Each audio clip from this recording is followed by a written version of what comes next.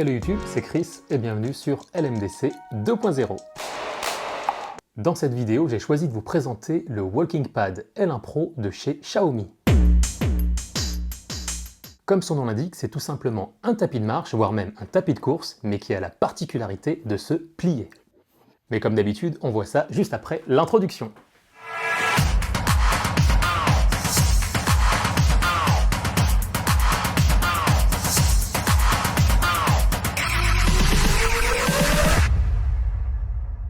J'ai choisi de vous parler de ce tapis tout simplement parce que je trouve que c'est la période adéquate pour ça. Alors on est enfermé un petit peu à la maison quand on n'est pas au boulot ou autre, et par conséquent c'est pas forcément évident de faire une activité physique et sportive. Alors Xiaomi n'est pas un spécialiste de la course à pied, il propose un tas de produits différents qui sont souvent de bonne facture, mais leur force c'est qu'ils arrivent généralement à créer des partenariats avec des marques qui elles sont vraiment spécialisées dans le domaine. Ce tapis est tout simplement le résultat du partenariat entre Kingsmith et Xiaomi. C'est pas le premier modèle que nous présente Xiaomi puisqu'il existe déjà plusieurs tapis que la marque propose, mais qui sont exclusivement réservés à la marche. Je trouve ce tapis très intéressant parce qu'il répond à énormément de critères, mais je vous propose de voir ça juste après l'unboxing.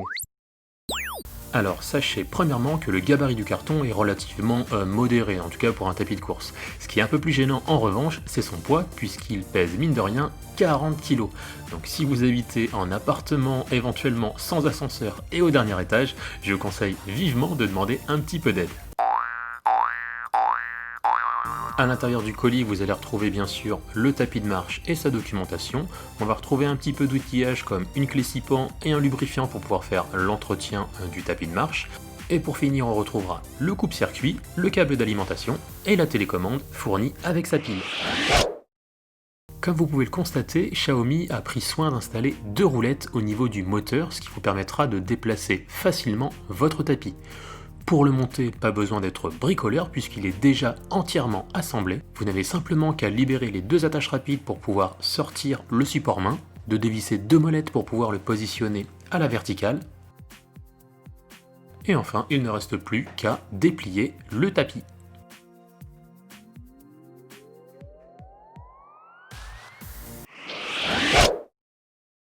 Pour mettre en route le tapis, c'est toujours aussi facile, il suffit simplement de raccorder le câble d'alimentation, d'allumer l'interrupteur et de télécharger l'application associée au tapis. Alors ne soyez pas surpris, mais la première fois que vous allez vouloir utiliser le tapis, votre vitesse sera limitée à 3 km/h. Alors j'ai pas lancé le chronomètre, mais il faut compter environ 5 minutes de marche pour pouvoir augmenter votre vitesse. Je pense tout simplement que c'est un paramètre de sécurité qui permet à Xiaomi de s'assurer que l'utilisateur est bien à l'aise sur le tapis avant de pouvoir augmenter la vitesse. L'un des gros avantages de ce tapis, comme vous l'avez vu, c'est qu'il est pliable. On va donc pouvoir facilement, une fois qu'on a fini de l'utiliser, le ranger dans un placard, pourquoi pas sous un lit. Encore faut-il avoir un minimum de place, bien sûr. Je vous ai fait une petite vidéo pour vous montrer en fait la taille, la hauteur de ce tapis. Donc je vous ai mis l'iPhone à côté. Donc si jamais vous arrivez à faire passer un iPhone sous votre canapé, sous votre lit ou sous un meuble, je ne sais pas, et ben en tout cas vous pourrez bien évidemment ranger le tapis. Deuxième avantage intéressant pour le R1 Pro, c'est tout simplement la vitesse de roulement du tapis. Généralement, les tapis de marche vont être limités aux alentours de 6 km/h, donc ça suffit largement pour faire de la marche rapide. En revanche, quelqu'un qui va vouloir réaliser un petit footing, ça sera un petit peu plus limité. Celui-ci, vous allez avoir la possibilité de monter jusqu'à 10 km/h. Alors, ça ne sera pas suffisant pour pouvoir faire de la course rapide ou pour vraiment faire de la performance, mais pour quelqu'un qui veut simplement faire son petit footing, ça sera amplement suffisant. Autre caractéristique assez intéressante de ce tapis, c'est que vous avez une handbar, c'est-à-dire que vous allez pouvoir positionner vos mains et vous maintenir. Donc pour quelqu'un qui fait de la rééducation par exemple, ça peut être très intéressant d'avoir quand même un support pour pouvoir se maintenir et ne pas tomber. Sur cette barre d'ailleurs, vous allez retrouver un emplacement pour pouvoir positionner votre smartphone ou éventuellement une petite tablette. Donc moi j'ai fait le test avec bien évidemment un téléphone et également une tablette qui a une diagonale de 9,7 pouces. J'ai encore un petit peu de place, donc j'ai envie de vous dire que normalement du 10 pouces et demi ça devrait passer. Par contre, si vous avez un iPad ou une autre tablette de plus de 11 pouces, ça risque d'être très compliqué malheureusement. Sur la handbar, on va retrouver également un coupe-circuit, donc c'est tout bête, hein, c'est un aimant qui est relié directement au mécanisme qui va permettre, si jamais on le débranche, de désactiver et de couper le moteur. Moi qui l'ai essayé, je trouve que la surface du tapis est relativement confortable. Je la trouve pas trop étroite, ni trop courte. C'est-à-dire que même pendant qu'on marche ou pendant qu'on court, on n'est pas limité, on se retrouve pas en bout de course au niveau du tapis à faire une galipette et se retrouver dans le mur. Pour contrôler le tapis, vous allez avoir trois possibilités. Donc la première, ça va être d'utiliser tout simplement la télécommande. Donc elle est vraiment très bien conçue, elle est très fine. Donc sur la télécommande, vous allez retrouver le bouton plus, le bouton moins, le bouton pour pouvoir mettre en route et arrêter le tapis, et le bouton qui vous permettra d'avoir différentes indications comme la vitesse, la distance parcourue, etc.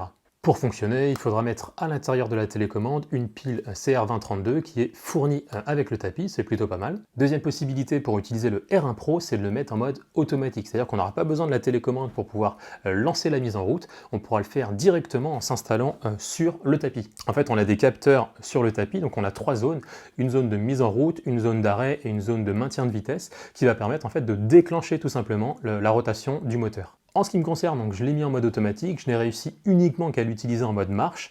Je pense que c'est volontaire et que c'est plus une question de sécurité.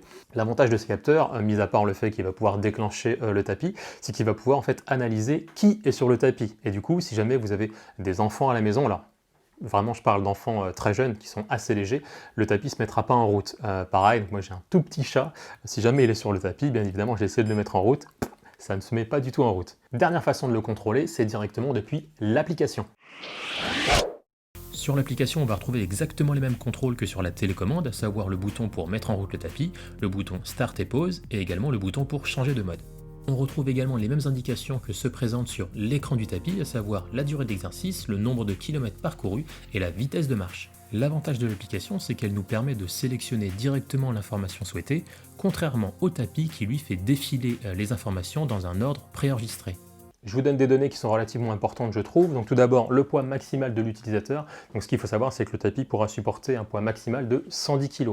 Sur la documentation, il est noté qu'on peut monter jusqu'à 114 kg. Mais voilà, gardez en tête que si jamais vous faites un peu plus que ce poids-là, c'est pas forcément ce tapis-là qui vous conviendra le mieux. Autre donnée que j'ai trouvée relativement intéressante, c'est le bruit que génère ce tapis. Donc sur la documentation technique, il est noté 65 décibels. Ce qu'il faut savoir en soi, c'est que le tapis en lui-même, il est extrêmement silencieux. On est bien loin des 65 décibels, bien évidemment. Ce qui va vraiment générer du bruit, en fait, c'est vraiment les impacts que vous allez faire ressentir au tapis. Donc si jamais vous marchez très vite ou si jamais vous courez, forcément, ça fera beaucoup plus de bruit. Donc si vous êtes en appartement, moi je vous conseillerais vraiment de faire l'acquisition de dalles qui vont amortir, bien évidemment, ces impacts-là, pour préserver les bonnes ententes que vous avez avec vos voisins. Je vais d'ailleurs le mettre en route maintenant pour vous faire écouter un petit peu le bruit du tapis. Alors j'espère que ça va bien se ressentir à travers la vidéo, mais ça vous donnera déjà une petite idée. Le bruit du tapis, alors je ne sais pas forcément si ça s'entend à la vidéo, mais là c'est extrêmement silencieux. Le moteur est relativement silencieux quand on est sur une marche vraiment très douce. J'augmente un petit peu la vitesse. Là je suis à 3 km/h, donc je trouve que c'est relativement silencieux. C'est vraiment la vitesse, on va dire, d'une balade, clairement.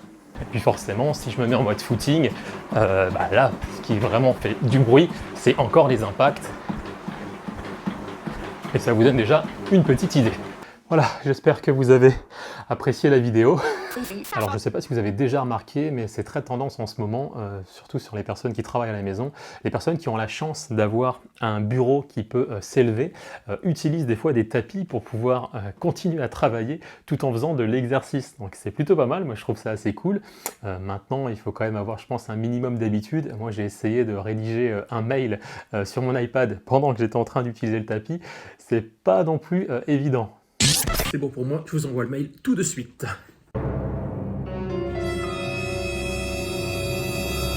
J'ai bien reçu, merci à vous. Mais au-delà de ça, pourquoi pas participer à une réunion, à une visio, en étant sur votre tapis de marche. Au niveau du tarif, on est forcément plus cher que les modèles précédemment présentés par Xiaomi. Alors, la fourchette est assez large, mais si vous regardez sur Internet, on peut le trouver généralement entre 400 € et quasiment 600 €. Donc surveillez bien les offres, surtout en fin d'année avec Noël, éventuellement les Black Friday et autres.